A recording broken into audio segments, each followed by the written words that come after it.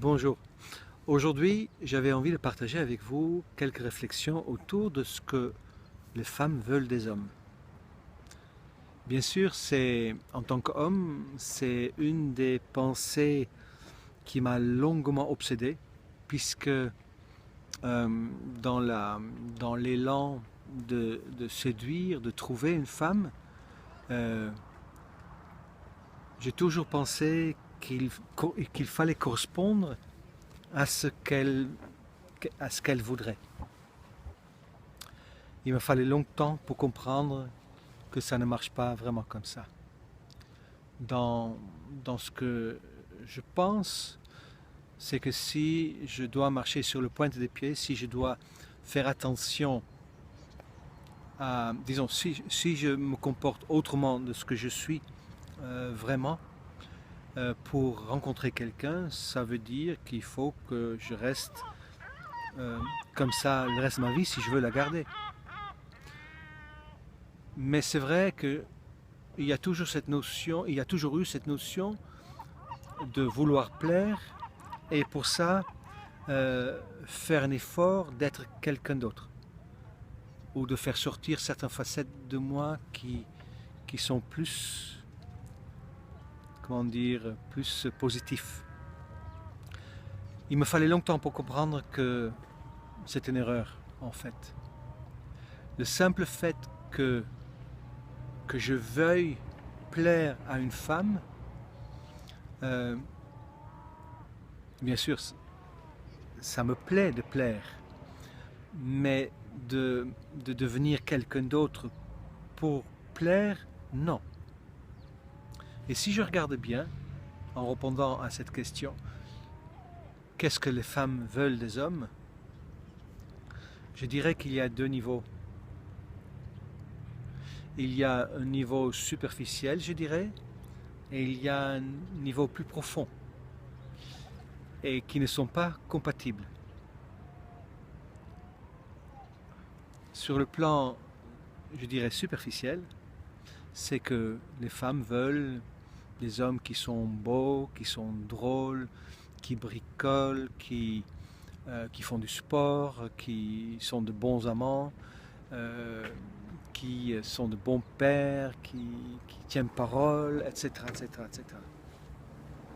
Ça, c'est superficiel.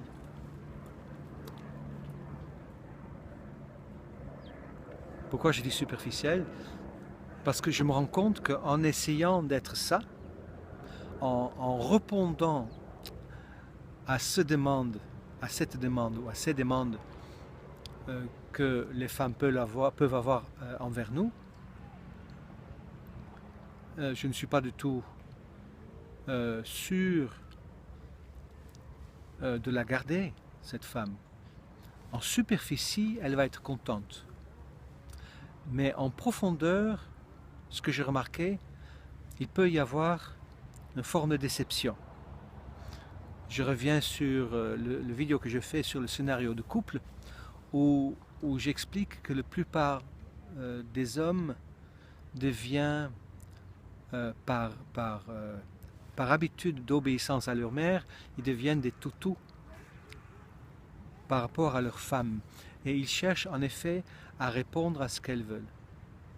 Et c'est très difficile pour un homme de constater qu'il peut faire ce qu'il veut pour plaire à sa femme, à sa compagne, à son ami, et que c'est pas ça qui va faire que, comment dire, que l'envie, le désir de la femme pour l'homme reste au même niveau. Au contraire, ce que je remarque souvent, j'espère que je m'exprime clairement, ce que je constate, c'est le contraire, c'est que plus que l'homme, nous les hommes, nous allons nous mettre au diapason du désir de la femme, plus vite elle va constater à quel point nous sommes des toutous, des êtres sans volonté propre. J'ai remarqué, effectivement, dans ma relation précédente, que je les ai perdus à cause de ça. Je cherchais toujours à faire plaisir, j'ai toujours été le gentil Michael. Et aujourd'hui, je ne le suis plus. L'amour, la voie vers le un n'a rien à voir avec la gentillesse. et le fait d'être toujours prêt à rendre service, je me rendais bien compte qu'en superficie, j'ai toujours assuré. C'est relatif, bien évidemment. Mais qu'en profondeur, ça n'allait pas. Et c'est pour ça que je les ai perdus. Pendant qu'aujourd'hui, je constate que le contraire, ça marche. C'est-à-dire que si effectivement, au-delà de la demande de mon ami ou d'une amie ou de ma compagne, je vérifie mon besoin et que je réponds en fonction de ça, en superficie, ça peut déplaire. Et je remarquais ça. Mais dans le fond, ma compagne constate que j'ai une structure, que j'ai une volonté, et ça semblerait être très rassurant. Parce qu'à partir du moment que j'ai une structure et que je sais ce que je veux, à partir de là, elle a ce qu'il faut pour se construire autour. Si moi je reste dans mon histoire de plaire en superficie et en restant une toutou, elle ne peut pas se lâcher, elle va rester dans son rôle de mère. Elle peut pas, comment dire, lâcher prise, s'abandonner. Bien évidemment, je ne suis pas là pour qu'elle puisse exister. Non. Le fait qu'il y a tant d'attentes après nous, c'est par rapport à ce qu'elle a pu vivre avec son père, par rapport à son histoire, des attentes qu'elle peut avoir. Mais la femme, elle a donc le choix. Et très souvent, elle va chercher à comment dire, à guérir l'enfant blessé en elle. Et c'est cette partie-là, de mon point de vue, qui a ces demandes envers nous. Pendant que, au fond, de mon point de vue, en profondeur, si elle va répondre aux besoins, j'ai bien dit l'enfant blessé, hein, c'est pas l'enfant intérieur. Elle cherche à répondre à son enfant blessé par rapport à son histoire. Je ne sais pas si je me suis trompé. Pendant que, au fond, donc ça c'est superficiel. Pendant que, si au fond, elle fait ce qu'elle est censée faire, elle va plutôt répondre à son enfant intérieur, l'être de soi. Et dans ce cas-là, elle va elle-même, à travers de tout ce qui se passe pour elle, elle va chercher à se reconnecter à l'un, énergétiquement et à travers toute manifestation possible dont nous faisons partie. Et dans ce cas-là, l'homme qu'elle a en face d'elle correspond forcément exactement à ce dont elle a besoin.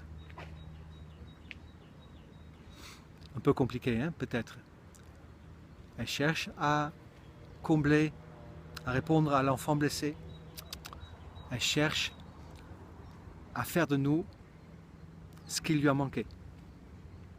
Non, ça ne marche pas. Si nous répondons à ça, plus tôt ou plus tard, nous allons la perdre.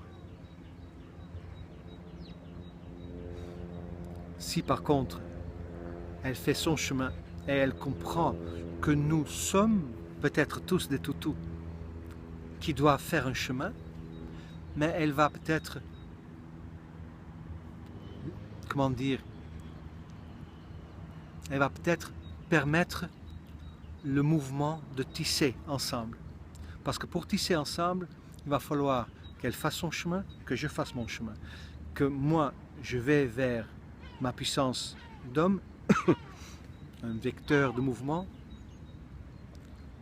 et qu'elle va dans sa puissance féminine, je dirais une puissance d'accueil.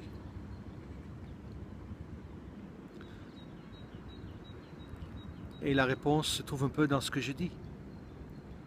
Si la femme reste dans l'expression de son besoin en superficie, et nous continuons à répondre à ça, ça ne va pas se faire. si elle prend conscience que c'est à travers de son accueil de ce que je suis déjà, peu importe à quel niveau de mon évolution, dans ce cas-là, effectivement, elle va accueillir le non que je peux exprimer. Ça commence par là, je pense, aujourd'hui. Puisque, en tant qu'homme, je dois apprendre je dois découvrir mes besoins. Je dois apprendre à les exprimer. Je dois apprendre à dire non à celle que j'aime, à celle avec qui je vis. Et si je ne le fais pas, ça peut très bien se passer pendant un petit moment.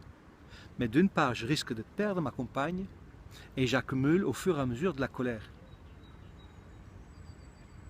Et ça, je connais bien. À chaque fois quand je suis en colère, il y a quelque part un besoin que je n'ai pas entendu de moi-même. En disant oui à l'autre, à ma compagne, si je dis non à moi, ça ne va pas le faire. Je peux très bien dire oui à elle et oui à moi en même temps. C'est-à-dire, si elle a envie d'aller au cinéma et moi j'ai envie d'aller au cinéma aussi, je dis oui et je dis oui à moi. Mais si elle me demande de l'aider à descendre des sacs, pendant que moi j'ai autre chose à faire et je n'en ai pas vraiment envie, mais disant oui à elle, mais je dis non à moi. Et je ne suis pas responsable de sa vie. Ça, c'est le petit enfant en elle, l'enfant blessé, qui cherche à me faire remplir ce rôle de père, de quelqu'un qui amène la sécurité, le soutien et tout ça. Ce n'est pas mon rôle. Mon rôle, c'est de prendre ma place d'homme puissant à côté d'une femme puissante. Et pour moi, c'est là où se trouve la notion de initiation que la femme peut faire à l'homme. La femme qui va trop dans son énergie masculine, trop dans son yang, et qui est trop en lutte, en guerre envers les hommes, et qui veut que l'homme soit tel qu'elle le souhaite. Mais au lieu de permettre à l'homme de grandir, elle risque plutôt de le casser et de le castrer. Il faut savoir aussi que si j'ai une femme de cette manière-là, forte, puissante en face de moi, ce qui est le cas, hein, Sabrina, ma compagne d'aujourd'hui, c'est une femme qui a une forte personnalité, mais soit je m'écrase et elle me tue, soit je comprends que si elle a cette force-là, c'est pour que je puisse utiliser cette résistance pour grandir. Mais si je réponds à cette force et je m'écrase, je perds toute estime d'elle et aussi toute estime de moi-même. Et dans ce cas-là, à un moment donné ou un autre, elle va vouloir chercher un autre homme. Et je peux très bien l'accuser en disant « mais elle est trop dure, elle est trop ceci, trop cela ». C'est facile. Je peux même affirmer « mais je suis un homme doux ». Mais un homme doux ne veut pas dire un toutou. Je suis toujours un homme doux. Mais je suis de plus en plus un homme doux qui sait dire non. Et qui sait dire non à l'autre pour dire oui à soi. Je suis toujours sur le chemin et c'est pour ça que j'en parle. Mais ce qu'il faut comprendre de mon point de vue, c'est que si effectivement je comprends que j'ai à grandir moi-même et que la femme ne va pas remplir ce vide en moi que je cherche à remplir, bien évidemment, parce que c'est à cause de ça que je fais tant d'efforts pour elle. Je fais tant d'efforts pour elle par rapport au malentendu dont je parle dans une autre vidéo, où je parle de l'amour et de la dépendance. Le simple fait que je pense qu'elle va me remplir le vide va faire en sorte que je vais faire beaucoup d'efforts pour elle. Et ça, bien sûr, là, il s'y ajoute aussi cette obsession de son corps. Je suis aussi, biologiquement, en tant qu'homme, quelqu'un qui est fait pour faire des enfants. Et je peux en faire jusqu'à l'âge de 70 ans peut-être. Et je peux le faire 3 fois par jour. Pendant qu'une femme, une fois qu'elle a son bébé, mais ça lui suffit peut-être pendant 2 ans.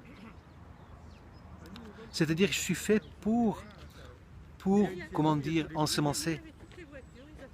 Et donc, je peux très m'imaginer d'une manière primitive, hein, c'est le cerveau, je pense, reptilien qui œuvre là-dedans, c'est que j'ai forcément une obsession par rapport au sexe de la femme, par rapport à le fait de la toucher, de faire l'amour, d'avoir des actes de rapport sexuel, et qui fait que donc la femme a donc par ces deux choses un pouvoir sur nous de manière très naturelle.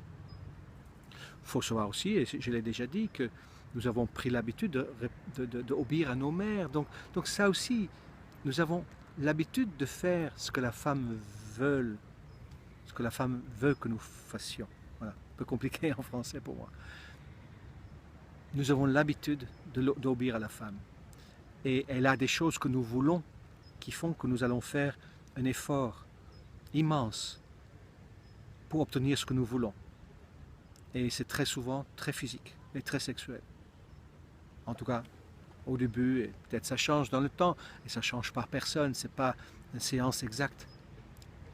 Mais je dois comprendre en tant qu'homme que je dois me libérer de ça, et que mon chemin en tant qu'homme, c'est de me redresser. Et justement, la femme me permet.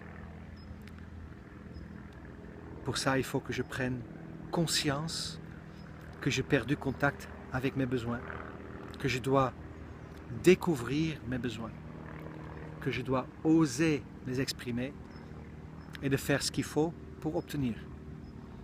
Et là, dans la superficie, ma compagne peut être très mécontente, mais dans le fond, il y a quelque chose qui est très bon pour elle.